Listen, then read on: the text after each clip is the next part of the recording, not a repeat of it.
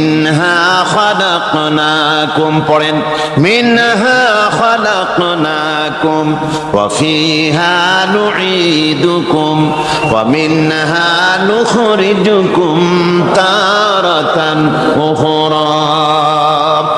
এ বান্দা, এই মাটি দিয়া তোরে তৈরি করা হয়েছিল, এ মাটির ভিতরে রেখে গেলাম, আবার এই মাটি থেকে আল্লাহ রব্বুল আলামিন তোমারে জিন্দা করবেন। কিয়ামতের ময়দানে সকলকে উঠতে হবে সেখানে আল্লাহর দরবারে। আল্লাহ পাক বলছেন, বান্দা কেমনে অস্বীকার করো? ইন কুনতুম ফি রাইবিম মিনাল বা'স ফাইন্না খালাকনাকুম মিন তুরাব। পরকালকে যারা অস্বীকার করো, কিয়ামতে উঠতে হবে, এটাকে কিভাবে অস্বীকার করো? চিন্তা করে দেখো, তুমি নিষ্প্রাণ মাটি ছিলে, সেই মাটি দিয়েই আমি তোমাকে তৈরি করেছি।